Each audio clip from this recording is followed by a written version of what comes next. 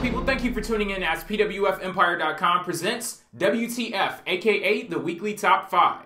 We're going to go ahead and kick things off with CM Punk. Hey, UFC fans, this is CM Punk, and I will see you in the Octagon 2015. It was announced Saturday night at UFC 181 that CM Punk had officially signed a multi-fight deal with the UFC. This is not a joke, people. It's real. It's damn real. And what it also is a big-ass publicity stunt. And as evidence of me being here right now, it's one that worked. Outside of Ronda Rousey, I have absolutely no interest in UFC whatsoever. And as far as CM Punk is concerned, last week's episode of WTF served as me closing the book on him. I said everything that I needed to say, all of the thoughts that I had about this dude over the years, how they were confirmed in that interview. I got them all out there, dropped the motherfucking mic, and walked off. And I was fully prepared to never mention his ass again on this channel, but he found a way to worm his way back into the headlines, and with this story, I just couldn't resist. Since CM Punk left WWE, he said he's the happiest and healthiest he's been in years. So if signing with the UFC maintains that happiness and health, I say go for it, trooper. Although it is a very interesting career choice following Punk leaving WWE for health reasons. You're going to UFC from WWE, a place where you complained about getting injured in scripted matches where your opponent's objective is to make sure he doesn't hurt you legitimately. But even with that safety net in WWE, you proved that your body had the durability of a water balloon. But that's none of my business, though.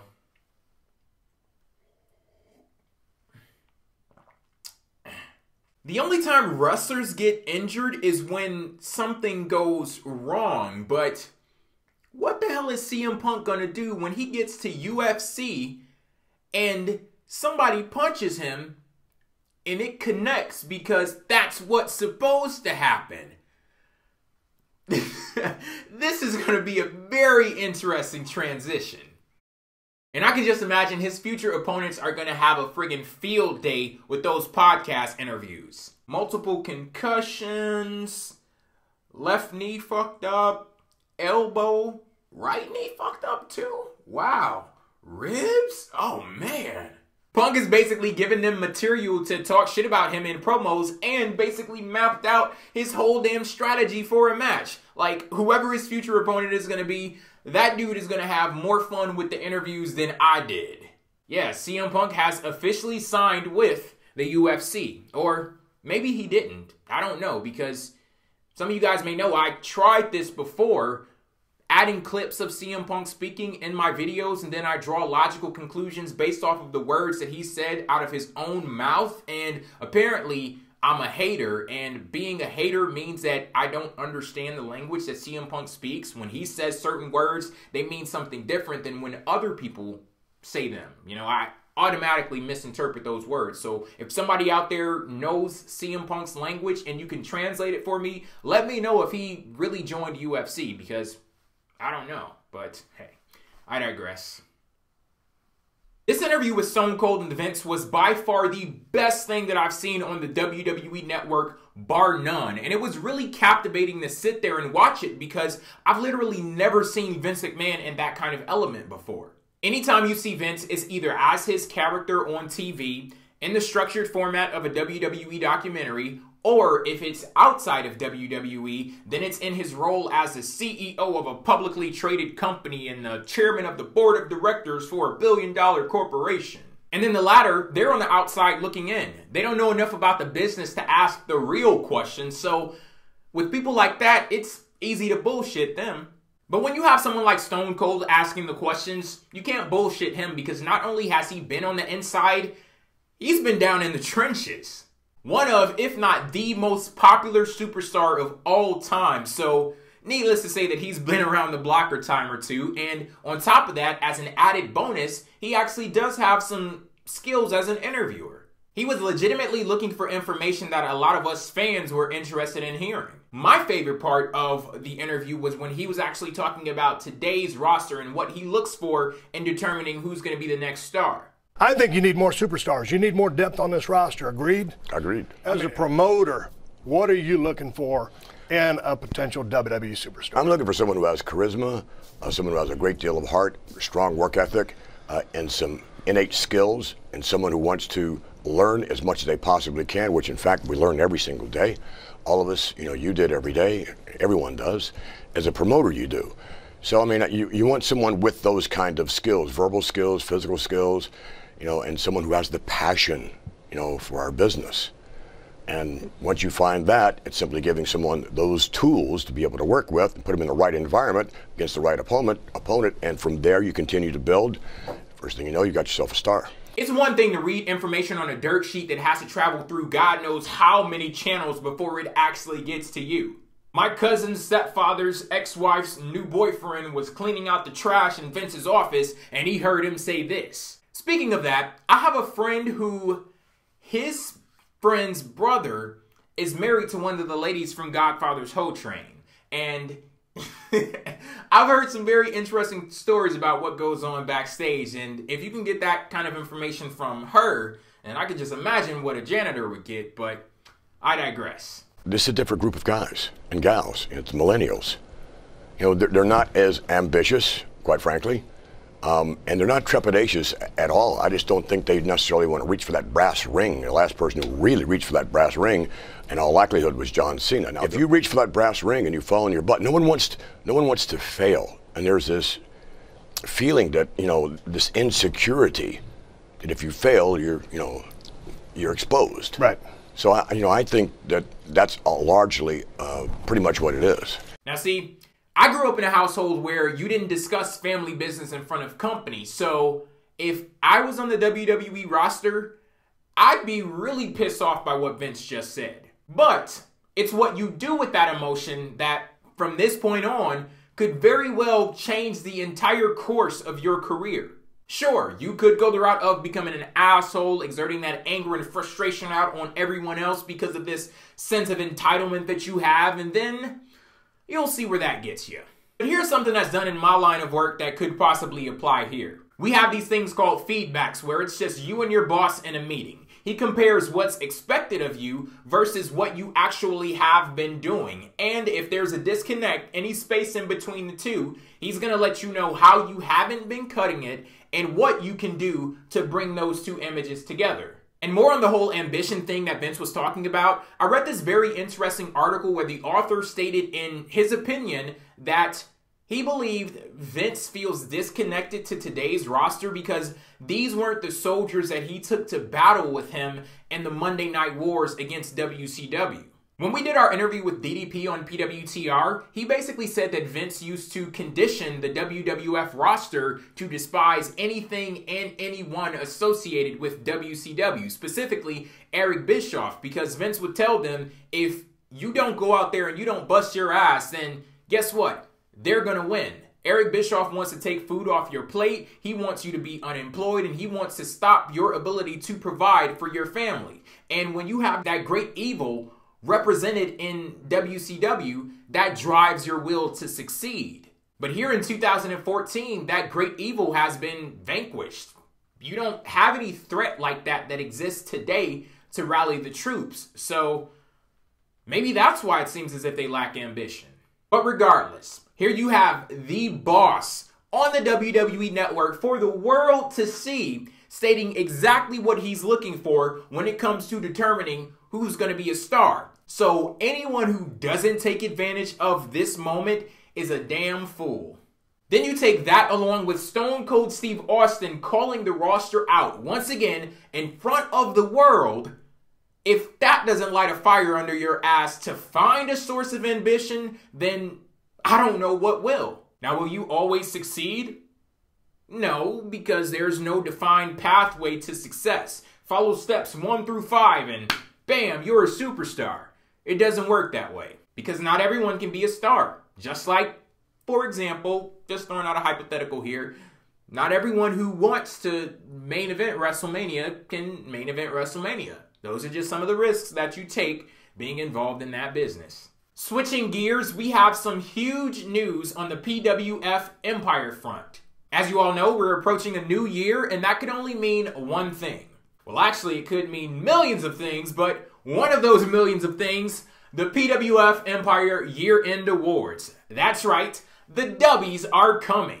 I've set up a post on pwfempire.com with all of the categories that you as the viewers, listeners, and readers will be voting on, but before we get to that point, we are going to need to know who the nominees will be, and we're going to need your help. Now, we've already created a rough outline for the nominees, but just within our little group, we can only see things from our perspective. And who knows, we may have overlooked a match, a moment, a superstar, whatever it may be, but I don't want to do that. I want to make these awards as accurate as possible. So I'm going to need for you guys to check out the post that I set up on pwfempire.com with all of the categories and add what you think should be nominated. Now, the actual voting hasn't begun yet, so feel free to name more than one nominee for any and all categories that you see fit. And once we take a look at all of those, then we'll scream and yell at each other off air to finalize the list of nominees, and we'll present it to you when it's all said and done in our big debate episode of PWTR for the W's. And that will also mark the beginning of voting. So make sure you keep it locked on pwfempire.com for all of the special dates and any additional details on the 2014 W's. So if you've been watching PWTR, you know I developed a theory based off of the vignettes that WWE had been airing ahead of the debut of Kofi Kingston, Xavier Woods, and Big E's new faction. As I was looking at the gospel choirs, the shucking and jiving, just the all-around hot-ass mess that encapsulated those vignettes, I was reminded of Xavier Woods telling Kofi Kingston and Big E that it was time to stop singing and dancing and start looking for focus and purpose. And those vignettes seem like such a stark contrast to that moment that brought them together in the first place that I was like, not sure if trolling or WWE's creative team is filled with the most incompetent fucks on the planet. Well, they're not trolling, so take from that what you will. From what I've seen already, you can really tell that in the months that they were off TV, that they were working on owning their craft and building that chemistry as a team to the point where they're working like a well-oiled machine. All in all, they're amazing. ... in the ring, because everything else is fucking terrible. And this puts me in the weirdest friggin' position because they're so impressive in the ring that I want to make sure I give them the proper credit on that front, but I literally hate everything else about the New Day. It's clear that originally they were attempting to deviate from the racially based stereotypes that minorities in WWE sometimes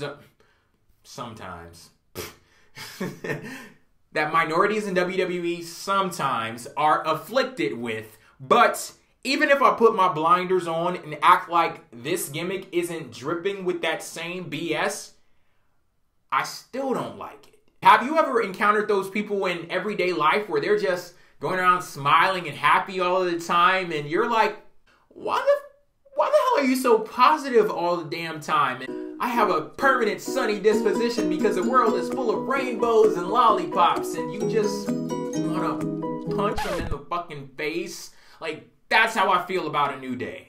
I'm hoping that whatever mess is going on with them right now was just their way of getting them back on TV, and as time rolls on, we can see them develop into something more grounded in reality, because now when I look at a New Day, I don't even see real people. I just see caricatures. And that sucks because I'm very conflicted. Like, I want to like them, but I just can't get down with this overzealous Baptist preacher James Brown bullshit. In this week's Rumor Report, we have some news on Sting. So, I've heard through the grapevine that Sting has officially signed a performance contract with the WWE, and it has about 6 dates on it. One of those dates was Survivor Series, and one of those dates will be WrestleMania 31. When you look at the grand scheme of things, there are very few moments that we anticipate as fans that would undoubtedly shock the world. Just to name a few, John Cena turning heel, and Sting debuting in the WWE. Now, we're still waiting on that other one, but Sting did make his WWE debut a few weeks ago at Survivor Series, and he has not been seen since then. I could just imagine all of the people who had tuned out of wrestling that tuned back in purely out of speculation and interest in Sting that were disappointed in what they saw on Monday Night Raw the very next night. Now, a person like me is going to watch regardless, but putting myself in their shoes, I can see how WWE hasn't effectively handled the moment of Sting debuting in their company, because those folks weren't given any incentive to stick around.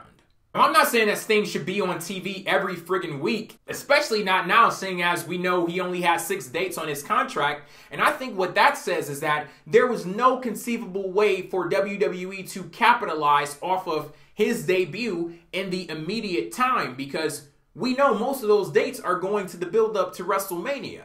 And all that does is lend more credence to my belief that him debuting at Survivor Series was forced and out of place. But he's here. And now the question is, since Sting is finally in WWE, what do you do with him? One scenario is Sting versus The Undertaker at WrestleMania. Now, I've literally heard that one millions of times, and 99% of those times were from Sting himself. Like, I don't know if you guys know this, but Sting really wants a match with The Undertaker at WrestleMania. That's quite literally a dream match for a lot of people, Sting being one of them. But I'm sorry, like, if you want to see Sting versus The Undertaker, your ass better go pick up WWE 2K15 and be satisfied, because I would be perfectly fine with this match staying exactly what it is, a dream. And I'm not even saying no because I think the match is going to be terrible. As far as I'm concerned, hell, the quality be damned. It does not matter, because it's going to do great business for WWE regardless. And on that, it would be more of an attraction than a match anyway. Just getting the opportunity to see those two icons come face to face in an epic stare down in the same ring at the same damn time. Just that moment would be worth the price of WrestleMania alone. But here's my thing.